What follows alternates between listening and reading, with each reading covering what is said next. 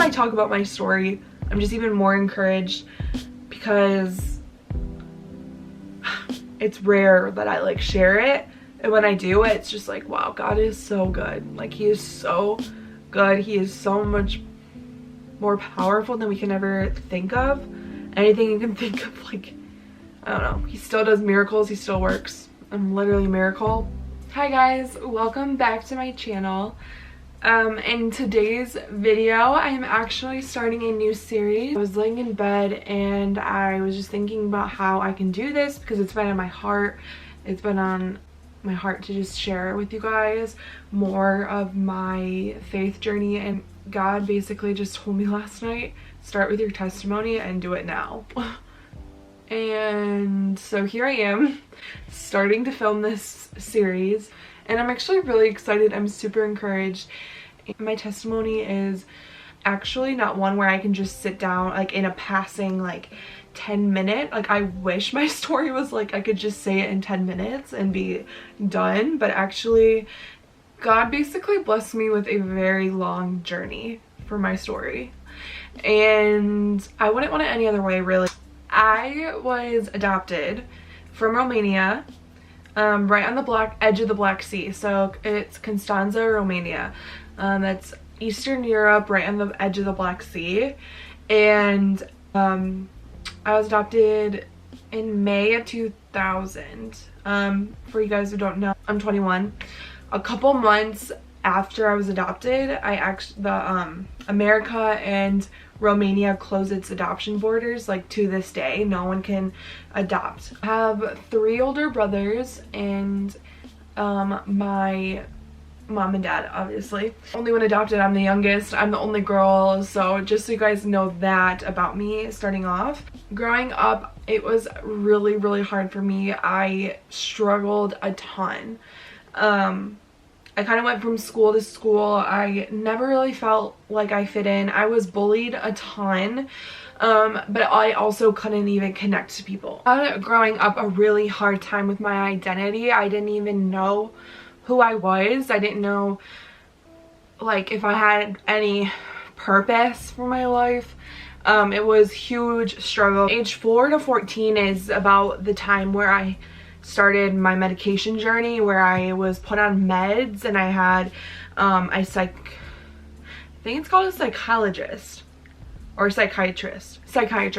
Any and every medication to help me. Really bad raging and anger problems. I was so depressed. I had no identity. I couldn't connect with anyone, so I got friends and then I lost friends because I couldn't even hold on to friendships. I didn't know how to always just be so back and forth with wanting love from my parents and wanting love from my family and anyone, but then I would just push my parents away and push my family away.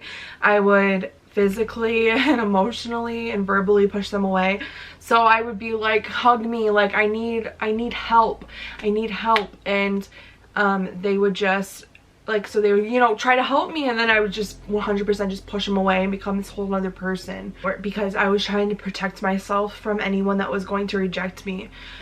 Because coming from what I had gone through in Romania and being rejected at the hospital, and I mean, you guys will find that out later, my actual real story, because God really comes through and he just hits every point. But at that time though, in those 10 years, I literally lived in a place where I said, I just cannot move on. I cannot die without meeting my birth parents. At least my birth mom. I didn't have record of my birth dad at the time. Like pushing away the family that I have, and it was just so hard. I remember a time where, if I'm being honest guys, like I want to be very transparent with you guys. It's definitely what God's calling me to do, and so this is really hard for me to share with you guys, like my past, because I'm not proud of it. Dance was a really big outlet for me. So I had dance starting at the age of 2 actually.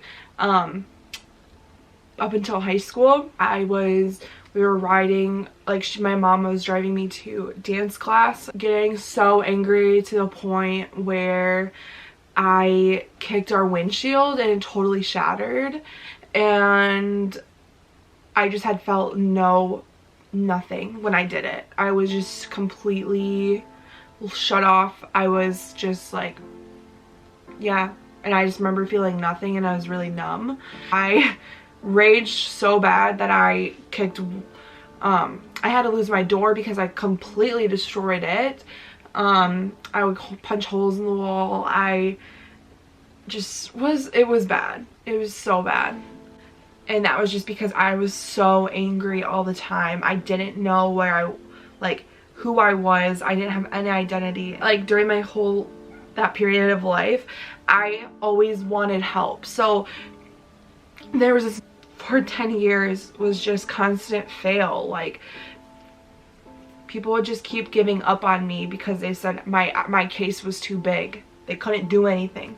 They used all the tools in their toolboxes. And I mean, I don't know how my parents did it because I was absolutely a mess. No human can do what God can do. It was absolutely wrecked. And I'm not just saying like I was a mess, you know, once a month or a season. Like, no, it was every single day, constant battle. Like, this is like what's crazy to me right now. I'm talking and it's really hard for me to talk as like who I used to be because I'm so different, and I can't even imagine. Like, it actually like hurts me. It's like really sad because it's like, it's almost like I have to be like, that's a different, it feels like a different person. Like, it doesn't feel like I'm talking about myself that had gone through all these things. I would tell my parents, if you only knew what was going on inside of me, then you would understand. But yet also I had these huge desires. I had these desires to be a mom, and I wanted to be a missionary. Like, I wanted to go and do God's work. Like, there was these things where my parents and people around me were like, you want to do what? Because of who I was and what I was doing, and there was just no way. There was no way with how I was and how I responded to things and coped with things. Like, there's just no way that I would ever be able to be those things. Medication after medication that promised to help me, that not promised but said they would help me, it would maybe help for like a week and then it would just be completely gone. Everything just kind of became ineffective fast. But like, kind of you name it, I did it. We tried everything. It was so hard. How hopeless it seemed, how hopeless my life just seemed. I was 14 years old. I had gotten to a point where I just didn't live anymore. I didn't think there was any hope for me. I didn't think there was a point of going on anymore.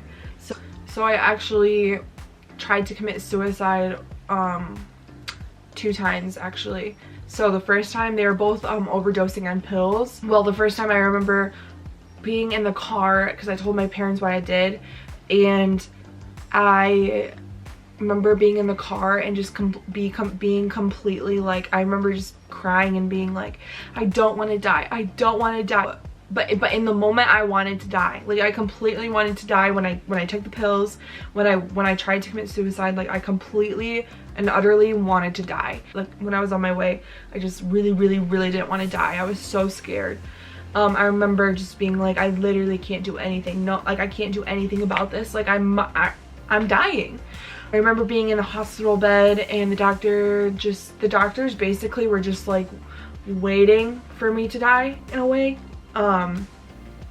They just were like, my body like, it was already too far in my system where they couldn't get it out. I had taken like a whole bottle basically, like, of one of these meds, and if I would have taken like only 4 or 5 of them, it should have killed me. Whereas I took the whole bottle. The doctors were completely amazed because I was completely untouched. There was nothing. It was as if I didn't take anything. That was the first time where I knew and I had felt God's presence, and I had felt like God had a plan for me. I think it was about a week. I was actually in a really good place. I felt really hopeful. because I was like, God saved me, he has plans for me. Then it just got back to how things were. So about a couple weeks later, I had actually tried it again. And this time I knew that didn't kill me, so I'm going to do it like 5 times more. I'm again being rushed to the hospital again, and then just being like, so like, oh my gosh, like I'm actually gonna die. And again, the doctors were like, you're completely untouched. Like I walked away from that completely and utterly completely normal. That was like, oh my word, like that was crazy. Like that's a miracle. I didn't know why at the time. I really didn't know why.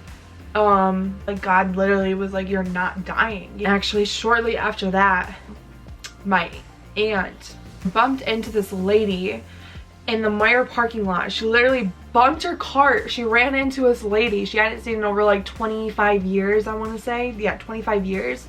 Bumped her cart into her and was like, oh my gosh, hi. And then that lady ended up telling her about how she knew someone, I think it was like her daughter or something like that, adopted a little boy from Romania who, and she was explaining like how he was completely the same as me, like just there was no hope, like everyone just was like, there's just no hope for him, and all these things, and how crazy and terrible it was.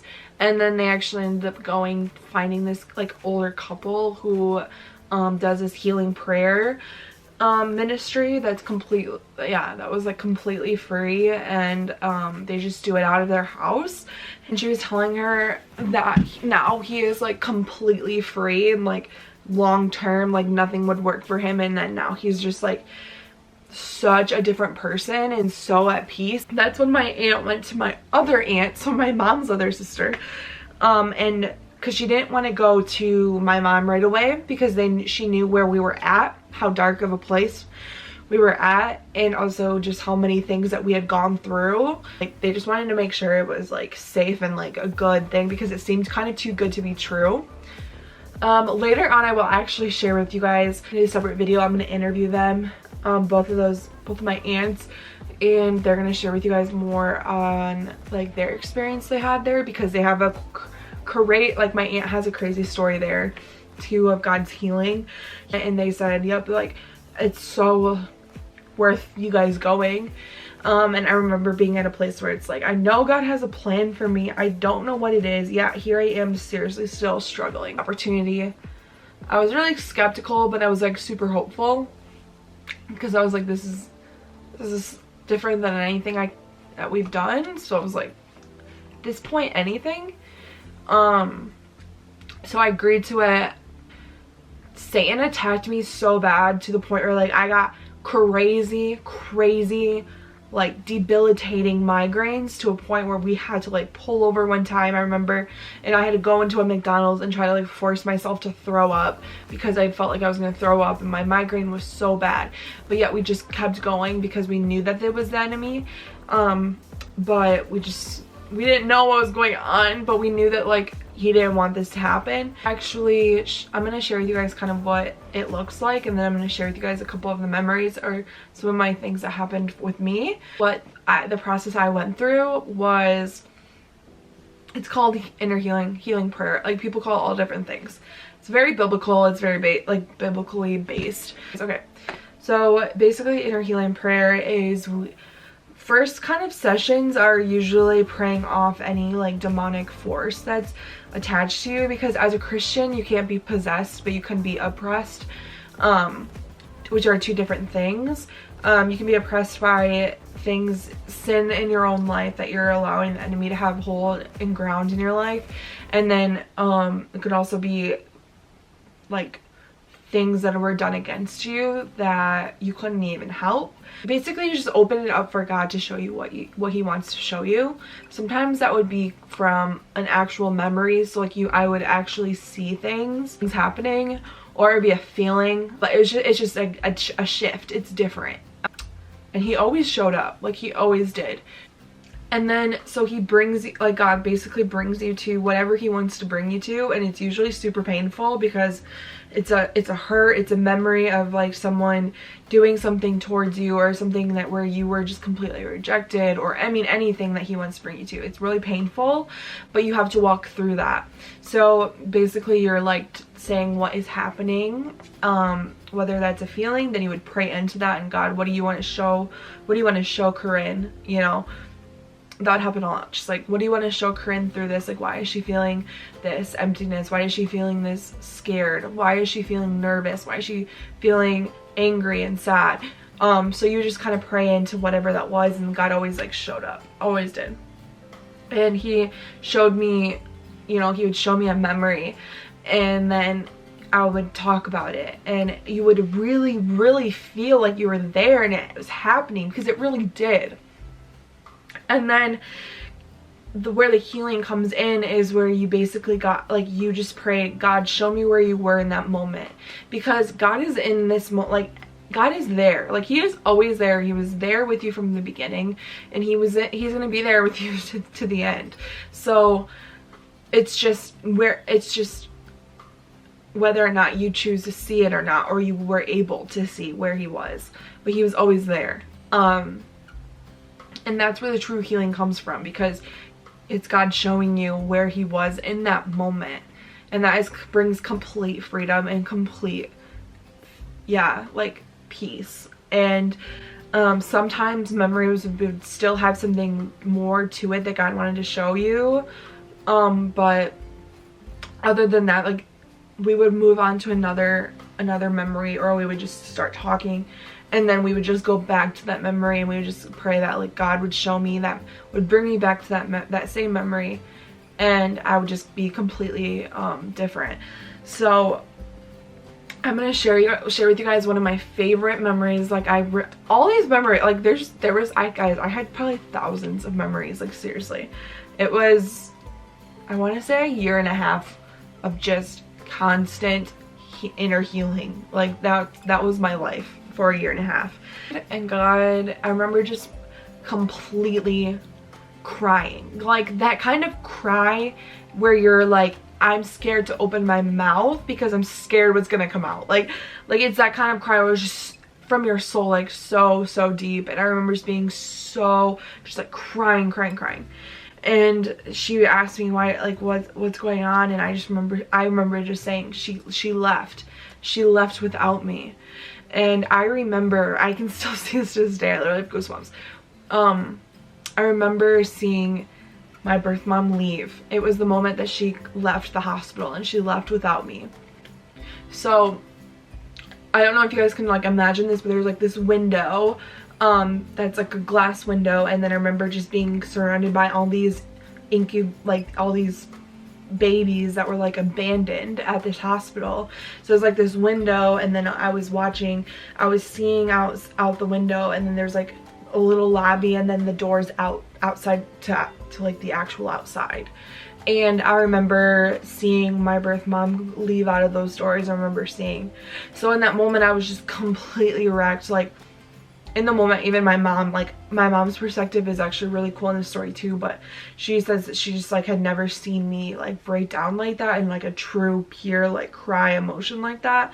And she was just like, God, like show Corinne where you were in that moment. And I remember right away God just showing me, like, he turned my face towards his, and he was the one holding me, and he said, you're mine now. And then it was just complete peace. Complete and utter peace. And I just was like, so I literally went from like distraught rejection, like my very first, just everything I knew outside just walked outside the door, left without me, and never to return. And then God showing me like he was the one holding me, and he was the one that said like, you're mine now. Like, is so cool. And that was just complete healing for me. I'm pretty sure it was the same session. God had I had a really hard time going on, and I knew that this road, like I knew this was real, but I knew this was gonna be hard. it was ultimately my choice if I was going to like continue this and like do this healing journey. I just knew it was gonna be really hard, and each time you went back to a memory and each session was just so hard because you're just going to the very depths of your soul. I didn't think like all these things that I'd just been protecting myself from, I had to face head on. As a 14-year-old, same lady, she ended up praying and saying like, asking God to show me like what he has for me in the future if I choose to walk with this and walk with him. And he showed me basically 3 scenes of my future, and I'm not gonna share that right now. I don't think it's the time. It's something that I'm gonna hold on to, and it's actually cool because eventually he did fulfill one of those visions that he gave to me. Those are the kind of things that God was doing when he was giving me hope for my future. He literally was fulfilling like Jeremiah 29:11, like, for I know the plans I have for you, declares the Lord. Plans to prosper you, not to harm you, plans to give you hope in a future. And that is completely what he was fulfilling in me right then, and giving me was like hope for my future. Yeah, so I remember like we would drive back, it would just be like, oh my word, like that is so good. Like, I mean, there was just countless memories I could say. There was one memory that I do want to share just because it is a random memory, but I do want to share just because it will make more sense to you guys later on in my story. But I have to share this with you. So one of my memories was me actually in my mother's womb. So it's crazy. Like, these are like, God was literally showing me times where I was in my freaking mother's womb. Like, that's crazy. I remember being in the womb and being very, very scared and nervous and really, really like really, really scared. Scared for me, and then scared for my birth mom. I remember it was her dad yelling at her, and like she was really scared of him, and that my birth mom was like scared of him. And that was, I just have to share that memory just because, I mean, at 14 years old, that's what God showed me. So later on, that will make sense. But I can just tell you like a year and a half worth of just memories after memories of God just healing every single thing inside of me.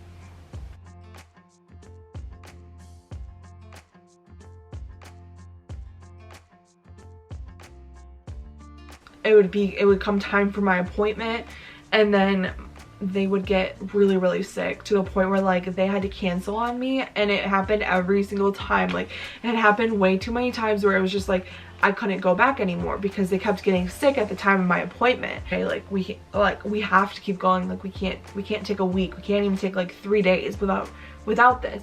So that's when my mom actually stepped up, and she ended up getting trained in it, and she was reading books. And I mean, she didn't get trained before, we just ended up just going because she had gone through every session with me. So she ended up just taking over, and we ended up doing it anywhere. The floor in my bedroom, the basement, the bathroom, like anywhere, the car, like anywhere that it was like things were coming up to the surface, we would deal with it. Months and months of this, and I remember being like, I just can't do this anymore. But God would literally just bring me back to those memories that memory that he showed me of what he has for me in the future if I just keep going. And I remember just clinging on to that, and that is even to this day for things like relationships. Like guys, his plans for me are just so worth fighting for. It's real. It's real, because it's basically just you can do this in your own home. Like, this is what now to this day, like, I do this by myself with God. Like, you don't need people, but this day, like, God is doing it just me and him. So it's like, that was kind of cool because God was even showing me like, wow, like, you know, I don't need my mom to hear God's voice. You can do it through other people, and then eventually like teaching me and growing me, and I'm like able to, that just becomes like daily part of my life with him. Even a couple months into it, there would be people that didn't even know what I was doing. Like, we wouldn't really talk about it, but like people would just like see me at church or see me around, or like, and just be like, your eyes are different, like, what's going on? Or telling my parents like, there's something different about her. there was this final night where I remember just, it had kind of got, so I had worked through all of my like past hurts, things that were done against me. Slowly and slowly and slowly I'd gotten like more to myself, relearning how to be me, and I had my identity and all those while.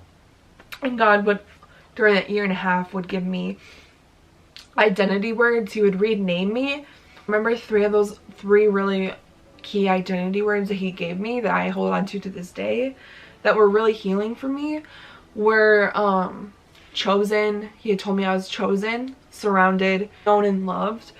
And the hardest time of my life, but I wouldn't trade it for the world, because I get to know him on such a deep level. Say at my age, he had actually brought me to a place where I didn't even need to. I felt so free, where I was like, I don't need to know my birth parents. Like, I would love to, like, just like anyone would, but I don't need that. Like, I didn't need that to survive. I didn't need that for my identity, because I had gotten to a point where I knew my identity, and my identity was in Christ and what he had called me to, because he had just, the amount of things that he revealed to me were just like, there's no human could ever give me. But I mean, one of my very last sessions where God had told me, like, this is it, like, this is your last one, like, you were, like, this is finally, you're finally done, you're free, you're freed. It had actually hit to a place where, like, I had felt shame. I had truly come to a place of like, wow, I did this. I was so terrible. Like, I had just felt so heavy, to a point where I felt like I literally physically couldn't lift my face. I was like face to face with what I had done. Out of all the hurt, I was coming face to face with what I had done, and responded, and the things that I had lost, like my relationships with my brothers and my family and friendships and all these things. And I remember just being like, just so like heavy, and just being like, why, like so ashamed, where I was just like, I just can't, like, I can't even go to God. I can't even, how am I ever going to show my face again? Like, I can't believe. And it was just like, I remember my mom just being there for me, and just was like, no, like, it was just such a powerful moment, because just like, God, like, show her what you have for her right now. And I remember my mom literally made me physically lift my hands like this. I remember just being on the ground on our living room floor on our white carpet, and I remember just like being like throwing my hands up. God had taken me to the foot of his cross, and I remember knowing that I was at the foot of his cross. But then it transitioned to like me just looking at his face, and I can't even tell you guys like how beautiful and how loving his face was. Like, I literally could tear up right now. I remember his face just looking at me. It was just like this, like, he's tired, but he's like smiling. He's just like, I love you, like, I love you. Like, it was just like that face. I remember just having my hands up, just looking at his face, and then just, I knew he was just taking all of my shame and all of my guilt and all of my sin, and he was just taking that on the cross. But he wouldn't let me look at his body.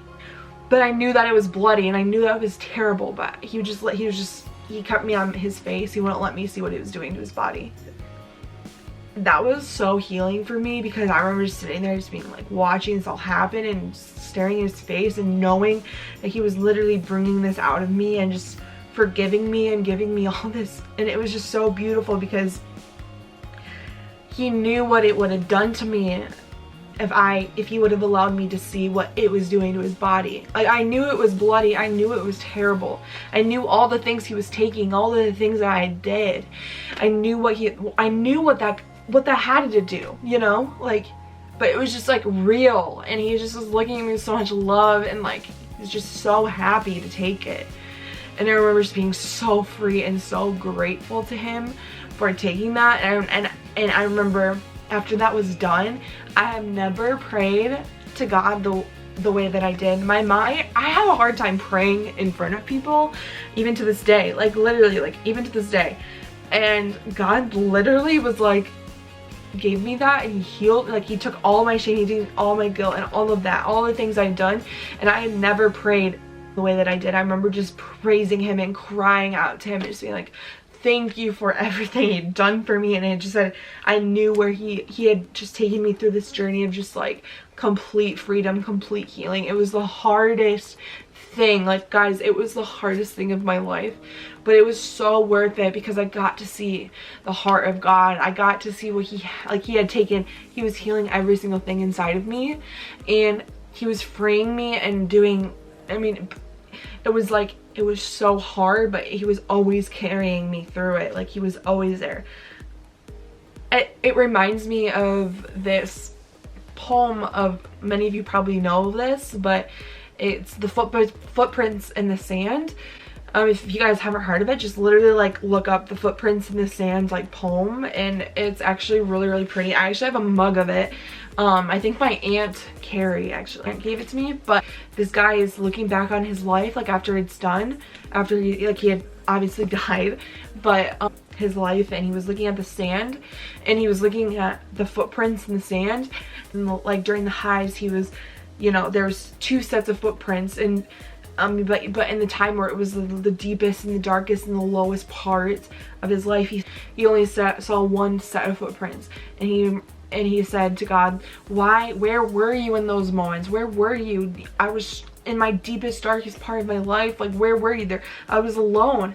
And then God tells him that you only see one set of footprints in the sand because that was the time where I was carrying you. And that is just like completely, like, that's how I can just describe how that time was for me. It was the hardest time. It was the deepest, it was the darkest. It was so hard, so terrifying. I was 14 years old. But that was the time that I knew God was carrying me. I mean, he was carrying me throughout my whole life, but that was the time where I felt him carrying me, because I wouldn't have been able to get through it without his strength. I definitely had to choose for myself. Like, every single person has their own choices in life, but I knew that like the reward, I didn't know what was coming. I would have never known what is about to happen, which I'm gonna share with you guys in the next video of what God ends up doing. It's literally insane. It's so crazy what he does. But you guys will have to come back to my channel to see that. But what he does is just crazy. It's like full circle. He just goes above and beyond. Like I said in the beginning, he could have just stayed there. Like, he could have just left me. He could have just kept being with me in like the hard times. He could have just left me and like saved me, you know, twice. That's a freaking miracle in itself. Like, that he didn't have to do this. He didn't have to heal me. Yeah, he chose to. I'm so grateful. But then he just, guys, he goes above and beyond. He does even more crazy things that I can't wait to share with you guys. So make sure you guys like this video and subscribe to my channel and hit the notification bell so you guys do not miss out on this next video. You guys make sure to follow. You guys can follow me on my Instagram at thecurrent.co, and you guys will be able to see when I upload my next video. But I did want to just like share with you guys, like, there is so much hope, and there's so much healing and freedom, and there's so much power in your own testimony. Like, when I rethink even just speaking to you guys about and sharing my testimony, it's healing. It's like a reminder, and it's so amazing for me to even just reflect on it. He can literally take the most hopeless situation and just turn it into so good. He does that. It's like what he can do. It's what he does. And I just am here to encourage you guys to not stop praying, because that's another thing. I remember throughout my journey just hearing about all these different kinds of people that I had no idea, people across the world, people that I had no idea, had never met me. I had so many circles of people praying for me my whole life, specifically for healing, for things that I have now. And it's just crazy. Like, prayer is so powerful. Like, it's so much more powerful. You're not just speaking into the wind. Like, it's literally, you're speaking to God. Like, it has power. So don't ever stop praying. Don't ever stop praying. But there's literally so much I could tell you guys, but this video would just be hours. So my next video is actually how my life was after my healing, And also I actually go back to Romania, so I'm gonna share with you guys everything, and so you guys don't want to miss out on the next video. I'm really excited to share that with you. It's like it's so hard sharing the hard stuff, but it's so good sharing the good stuff. I love it. Of course there's still hard things to come, but God is so faithful, so I'm really excited to share with you guys. So I'm gonna end this here. Make sure you guys like this video if you did, and I will see you guys in my next one, my part 2 of my testimony. Thanks for watching, guys.